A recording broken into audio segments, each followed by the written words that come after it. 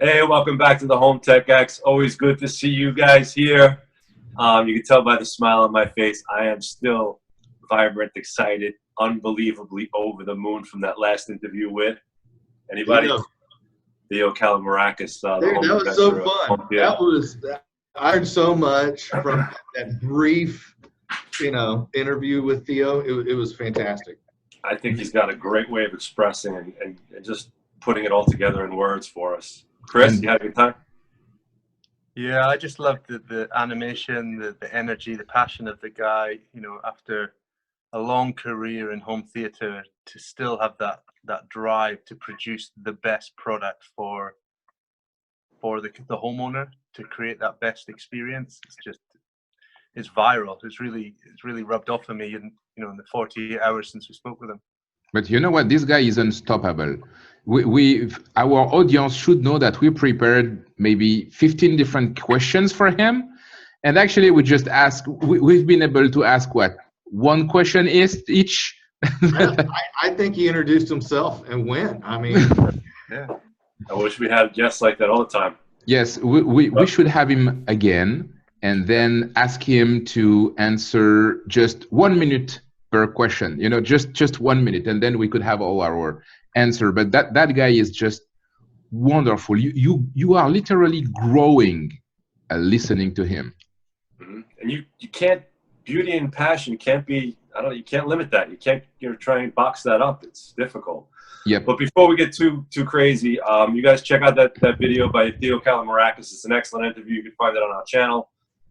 So Bruno, I'm unfortunately having to tell you that you have to follow that up with some crazy passion and creativity. I have not had the experience of going to ISE. I probably don't even know what the initials stand for. And I hope that we could talk about this show. It seems to be an important part of the world over in Europe. And please tell us what you went through, and if anybody else can chime in. Chris, I know you went to the show before. Thank you, Rob. So there is two major shows about electronic in the world. Our audience might know the CES, the Consumer Electronic Show in Las Vegas every year, because this is where all the consumers' devices are shown every year. There is all the TV in the world that are there. So there is a lot and big coverage about the Consumer Electronic Show. Usually, the Consumer Electronic Show is about the gears that consumer will be able to buy and install by themselves. Okay, it's all the stuff that you will find in every shop around the world. And the ISE stands for Integrated System Europe. ISE is for all the electronic stuffs that people cannot install by themselves. They should use a custom installer or a home technology professional to install. So there is really two types of electronic stuff. The thing that you can buy on stores by yourselves, and the things that require a certain knowledge and certain trainings to install. And this is everything that you find at ISE. ISE, you will not find, for example, you will not find the booth of Yamaha, Denon, and Onkyo with the AV receivers. You will not find this. You will find all the crazy tools, all the special home automation systems that requires a professional to install. Something else about ISE is also that ISE is a joint venture. I don't know if I can say this. It's a joint venture between the CEDIA and AVIXA. So AVIXA is everything electronic for professionals. I mean, you will find everything about digital signage, everything about video conference, stuff that we don't use in residential. And the other side of the show is everything about residential. You will find all the latest home automation stuff. So everything that electricians will buy and install in home. And that's very interesting to have this this commercial and residential show in the same place, because when you're a custom installer or when you're a home technology professional, you will find sometimes a lot of solutions in the commercial ways, in the commercial part of the show. So it's a very, very big show. It's absolutely huge. Of course, it's maybe, I don't know, 5 or 6 times smaller than CES in Las Vegas, but CES it's a city by itself. So where is the show, Bruno? Oh, sorry, I didn't mention it. So the show is in Amsterdam. The show is in Amsterdam, in Europe, in the Netherlands, and believe me, it was cold there. It was very, not like Las Vegas, no? Not like no, it was cold.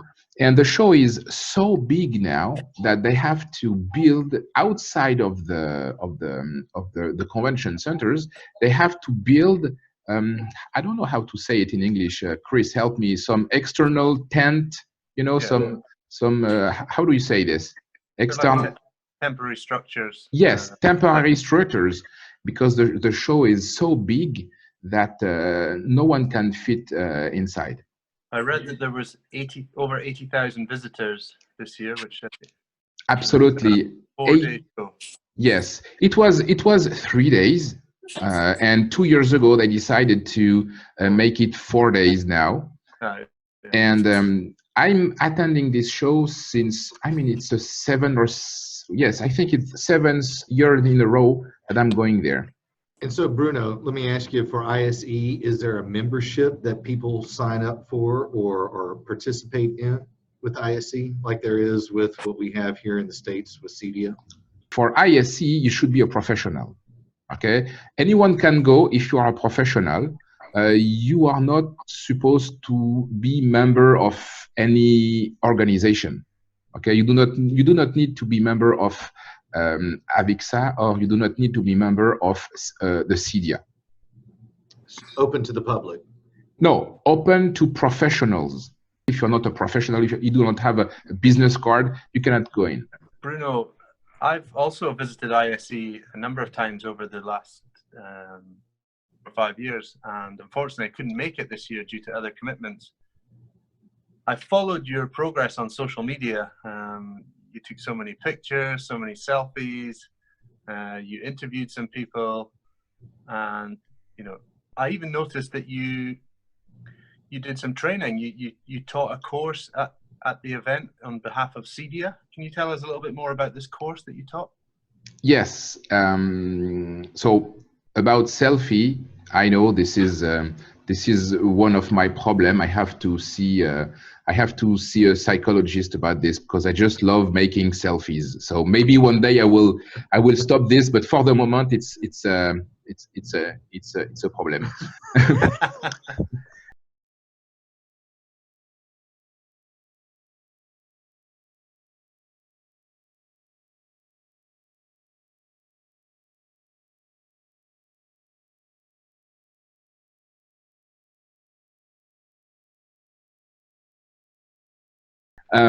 And regarding this course, yes, I was teaching a course for CEDIA about service and maintenance. In our audio, video, and home automation industry, there is a lack of culture about service and maintenance. And the whole point of my course was to explain to custom installers that today, they are not doing home entertainment anymore, and no home entertainment can be dangerous for a house. But now that we can control absolutely everything in a house, we can remotely open the doors, we can remotely turn off the lights, we can remotely do anything. It's not the same responsibilities for home technology professionals. And I teach them how to talk about service and maintenance, and how to sell service and maintenance to every homeowner. It's a challenge, but we are starting to create this culture, and homeowners should also understand that a connected house is not protected unless you have a professional that is taking care of this house. I know you had a special outfit for your training course. What was the t-shirt you wore? Yes, absolutely. I do not have it tonight, but I wear my special GAFA t-shirt for my course, and GAFA stands for Google, Amazon, Facebook, and Apple, the big four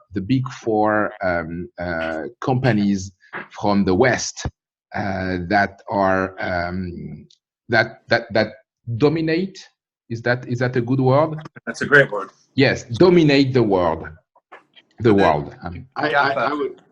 GAFA is a term that you've been tagged with. You introduced it to a lot of people in the industry. But at the show at ISE, were any of the GAFA companies there?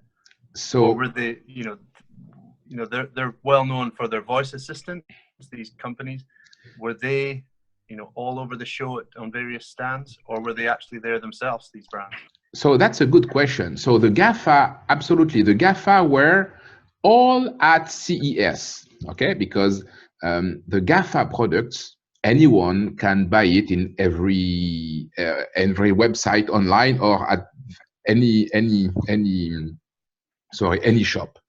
But at ISE, no GAFA were present. I mean, you could not find an Amazon booth, you could not find a Google booth, Apple. We do not talk about Apple. They never go to any convention. But the GAFA were not here with a booth, but they were here in the spirit, because today, absolutely every professional manufacturer should be compatible with the operating system, absolutely. So today, if you are a manufacturer of anything, whatever, you should be compatible with Google, Amazon, Facebook, or Apple stuff. So that was quite fun to see all those manufacturers compatible with or work with Google or Amazon, and even Sonos. You know what? I'm quite sure that we can say that Sonos is part of the GAFA, because today, if you have a home automation system, if it's not compatible with Sonos, no one will buy it. No one. Even if it's a highly technical, high-end for very rich people, if it's not compatible with Sonos, no one will buy it. So they were not there, but they were absolutely everywhere. So Bruno, are you saying you are adding to the GAFA and adding an S for GAFAs? Okay, we can add to GAFAs Logitech, we can add Sonos, we can add Samsung. One day or another, we will add certainly Microsoft. Sorry? Netflix? Maybe Netflix. So in the end, with all the name of the companies, it's going to be a very long acronym. So, I remember, Bruno, you appeared on another podcast, and the term they used was GAFASM. Yes. Samsung yes. and Microsoft, GAFASM. Yes, with Samsung and Microsoft, it was GAFASM, absolutely. But it's a family show, so. So yes, I'm quite sure that one day or another, IKEA, will be part of the GAFA, because they are working a lot, undercover with Sonos, for example. I'm not sure if everyone saw this, but IKEA is working in partnership with Sonos. So one day or another, I think IKEA will be part of the GAFAs. We've mentioned a lot of brands there, but probably one of the most well-known brands to homeowners for lighting is Lutron. Well-known, long history in the dimming and control of lights. You had a chance to speak to Sam Woodward from Lutron, Bruno. Yes, absolutely. Sam Woodward is just an incredible guy. He is what I call a storyteller. You know, he can talk to you like Theo. You know, it's the same. The guy know how to talk to people and how to explain. He's teaching a lot of class for Cydia, and he was kind enough to give me just 6 or 7 minutes in the Lutron booth to explain to our audience what is Lutron, what have they done, and he was also talking to me about the intensity and the temperature of colors. So let's listen to him right now, and we'll be back in 6 minutes.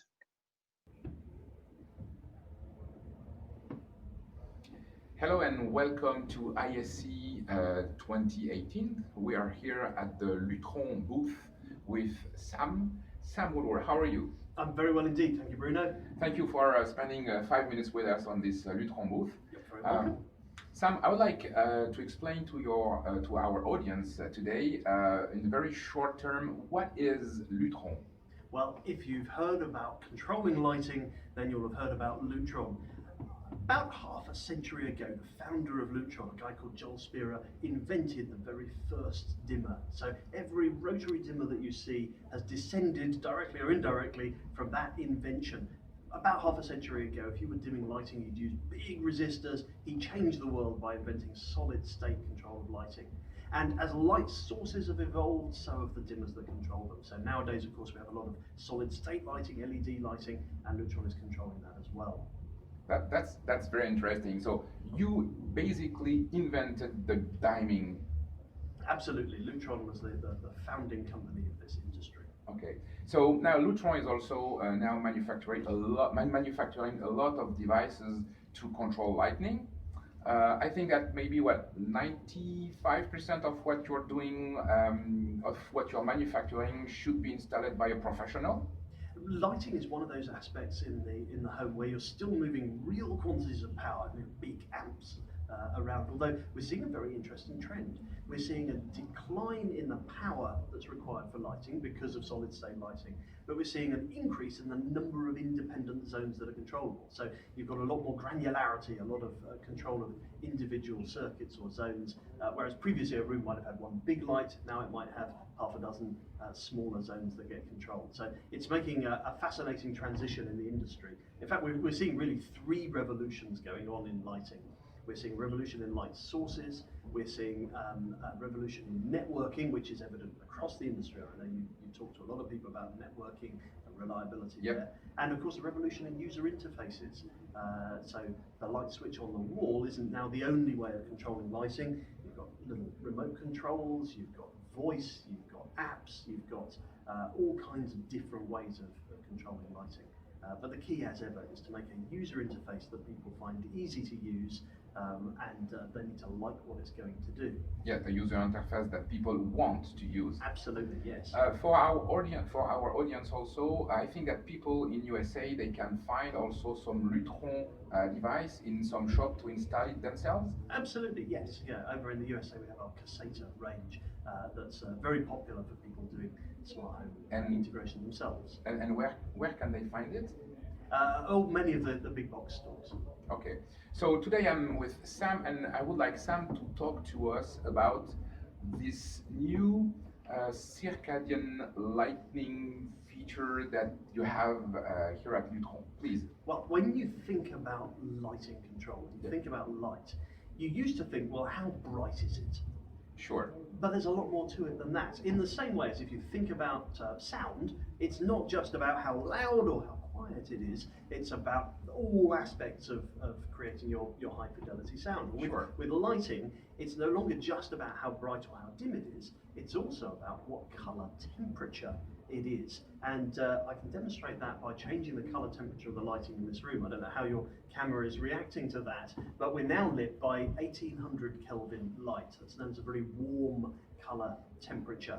and we can change that. If I press this button, the light is going to gradually transition to a very cold light. We're now lit by about 8,000 Kelvin. So the color temperature, we haven't changed the intensity, we've just changed the color temperature. Color temperature is that other aspect of light that we can give to people to control, so that now they have a very much broader palette of options. So I might say, well, I'd like my light to be at a very cool color temperature, but at a very low intensity. Or I might say I'd like it to be at a very cool color temperature, at a very warm color temperature, but a low intensity, or a warm color temperature and a high intensity, and of course everywhere in between. So light is no longer just about how bright it is, it's about that other aspect. And of course that has an effect on our mood. Very much so. Now, precisely what effect it has, the jury is still out to some extent, because it's a combination of the amount of light you get, kind of the dosage, the lux level that you're exposed to for a period of time.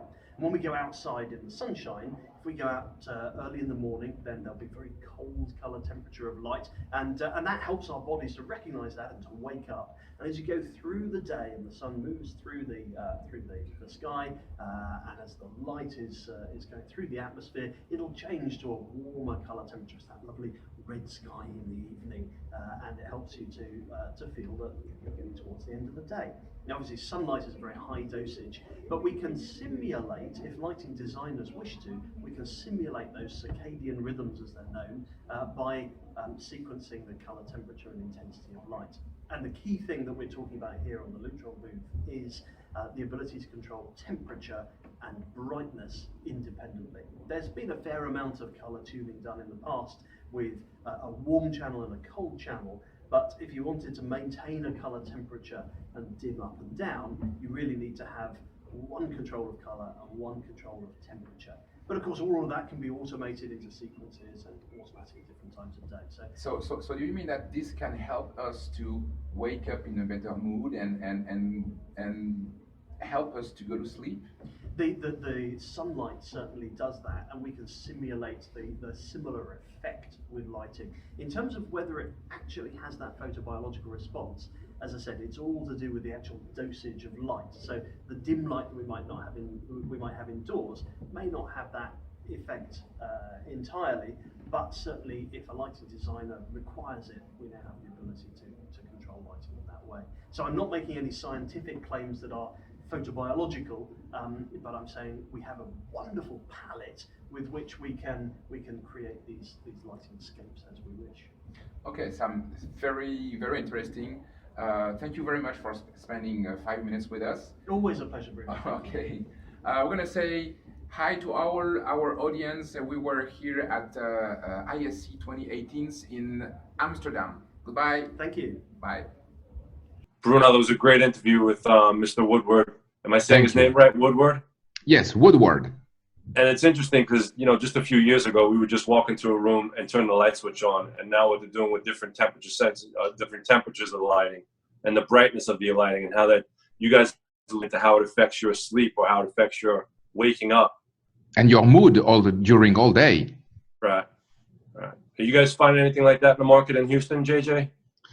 You know, it's something that I'm personally new in breaking into, but I definitely see the need for that type of lighting solution in different environments, especially in markets or food markets, to where you can really bring and pop those colors, or even in art for some of our high-end clients, or even in personal homes for just everyday use, having the correct tonality to help moods. It's a very interesting study of the science of light and how it helps you, and I'd love to learn how to implement it more into our projects. JJ, in Houston, Texas, the sun shines every day. You don't need color temperature. You don't need that. Just enjoy the sun of Texas.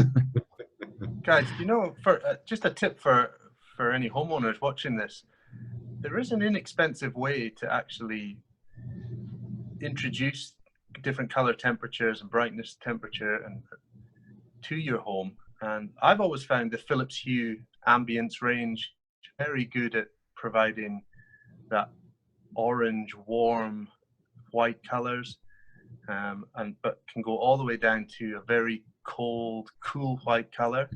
And we use it for our customers, and we try and use motion sensors to trigger lights, or timers to trigger lights, so that if they are turned on in the morning, they might be a more energizing bluer, colder white. And then when lights are turned on in an evening, the lights are actually a lower brightness and a much warmer orange light, just to aid, you know, you may be progressing through to the end of the day when you're going to head to bed. And we can do that with, you know, less than £100 for a hub and a couple of bulbs. You could have a real experiment with the effects on it. Maybe put them in a bathroom, maybe have them in your bedside table lamps. There are ways to experiment with that at home. Yep, and actually for the moment it's still a little expensive, and I'm quite sure that in 2 or 3, maybe 4 years, it's going to be, you know, it's going to be in every house, like you know, like if it's normal. It almost changes with culture too, because I know here in the U.S. we like a 23 to 3500 Kelvin rating, which is that nice yellow glow Chris is talking about. But over in Asia, they change it drastically and go up to about a 5,000 to maybe even a 6,500, where it's that real bright white that we find irritating here. So it's interesting when you have a different culture in the area and they want lighting design, you really have to think about what's the Kelvin rating, where we're going to go with that, which with Lutron's new solution now, you don't have to. You could change it on the fly. Very cool. Yep, absolutely. Bruno, I know you tried. It's very difficult to follow up Theo, but it's really excited to listen to some of the things that was going on at ISE, especially for those of us that have never been. And I look forward to seeing some more pictures and videos, especially the one that you called your favorite. Was it digital art? Digital art, yeah, by Neo. We're gonna have the boss of Neo on our show very, very soon. Right. Very cool. So I'm Rob at the Tech Reps. You can find us at the Tech Reps on any social media platform. And as a group, you can find us on all social media platforms, Home Tech X. We look through the social media platforms for that hashtag, hoping for some questions, hoping to help you guys out. I know we go a little bit too deep sometimes, but we're here to help you guys. Bruno? If people want to find me on social media, you can find me at Bruno Napoli, BrunoNapoli. I'm on Twitter, and people can reach me there. And I'm JJ Cannon with Digital Delight. You can find us on Facebook or Instagram or Twitter as well. And I've been Chris Gamble from Customized. Best place to catch up with us is Saturdays, 12 p.m. UK time, Facebook Live. Put me on the spot, ask me the tech questions that you've got. I'm here to help you. All right, ladies and gentlemen, that's all for tonight. Goodbye. Thanks, guys.